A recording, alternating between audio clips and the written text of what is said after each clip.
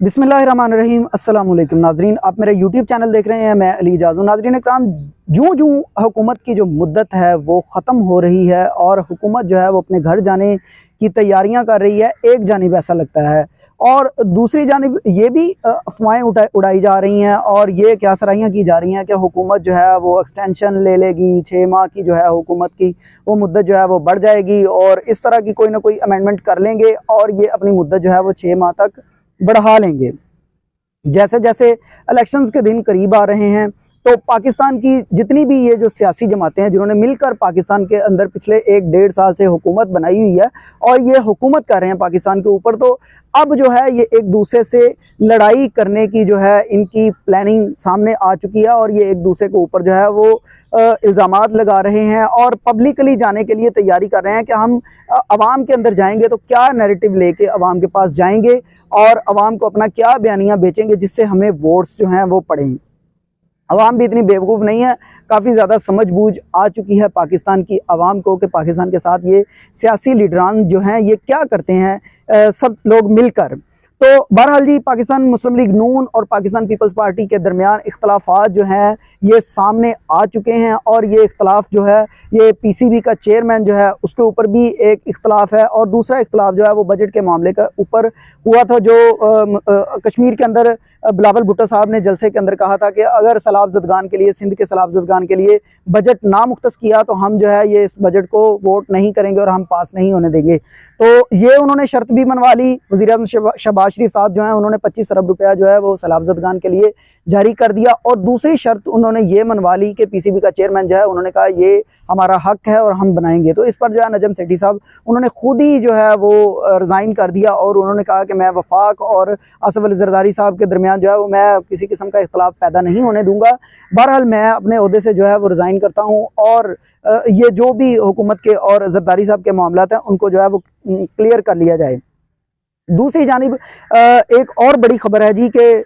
हुकूमत ने पाकिस्तान की मुआशी बहाली का कौमी प्लान जो है वो तैयार कर लिया है, जिसके तहत मुल्क में गैर मुल्की सरमायाकारी को फ़रोग देने और इसके रास्ते में रुकावटें दूर करने के स्पेशल इन्वेस्टमेंट फैसिलिटेशन कौंसिल का क़याम अमल में लाया गया है। हुकूमत का दावा है कि मंसूबे की पाया तकमील 2035 में होगी और जब पाकिस्तान $1 ट्रिलियन की मईशत जो है वो बन जाएगा।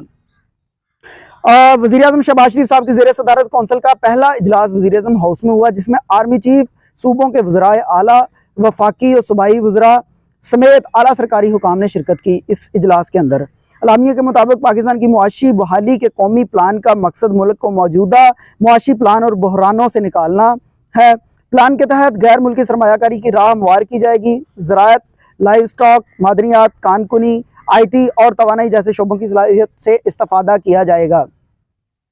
आप मेरी बात सुने, आप जितनी मर्जी जो है ये इस तरह की कमेटियां बना लें, आप इस तरह की प्लानिंग कर लें कि माशत जो है वो पाकिस्तान की ठीक हो जाए, हम लोग जो है वो इसके ऊपर जितनी मर्जी आप मेहनत कर लीजिए और जो मर्जी कर लीजिए, आप टिल लगा लीजिए, लेकिन ये आप ठीक नहीं कर पाएंगे। ये मेरी बात याद रखिएगा कि आप ठीक नहीं कर पाएंगे। ये मुआशत पाकिस्तान की जिस हालात में पहुंच चुकी है, ये एक ही सूरत में ठीक हो सकती है कि पाकिस्तान की जितनी भी सियासी जमातें हैं, जितने भी सियासी लीडर्स हैं, वो एक टेबल के ऊपर बैठें, एक टेबल के ऊपर बैठकर ये इत्तफाक करें कि चाहे हुकूमत किसी की भी आए, चाहे गवर्नमेंट जिस किसी मर्जी की आए, मुस्लिम लीग नून की आए, पीपल्स पार्टी की आए, तहरीक इंसाफ की आए, जिसकी भी हुकूमत आए, हमें क्या करना है, हमें सिर्फ ये करना है कि ये जो पाकिस्तान की मुआशत है इसके साथ छेड़छाड़ नहीं करनी। ये जिस समत में ये जो एक पॉलिसी हम लोग बना लेंगे तो उस पॉलिसी के मुताबिक जो है हुकूमत चलाएं। आप कैसे इस तरह की कोई पॉलिसी बना लेंगे जबकि इमरान खान साहब जो हैं वो पाकिस्तान तहरीक इंसाफ के चेयरमैन और पाकिस्तान की इस वक्त जो है वो टॉप के लीडरशिप हैं और पाकिस्तान की आवाम जो है उनको इतना ज़्यादा पसंद कर रही है कि वोट्स जो हैं वो उनको बहुत ज़्यादा पड़ रहे हैं और हर इलेक्शन वो जीत जाते हैं। बेशक आप उनको प्लानिंग के तहत बाहर करने की कोशिश कर रहे हैं कि वो नाअहल कर दिया जाए उनको, या फौजी अदालतें जो हैं उनका क़याम अमल में ला रहे हैं कि फ़ौजी अदालतों से उनको सज़ा मिले 9 मई के बाद। तो फौजी अदालतों के ऊपर भी बात करते हैं हम, लेकिन आप इस तरह से पाकिस्तान की मईशत जो है वो ठीक नहीं कर पाएंगे।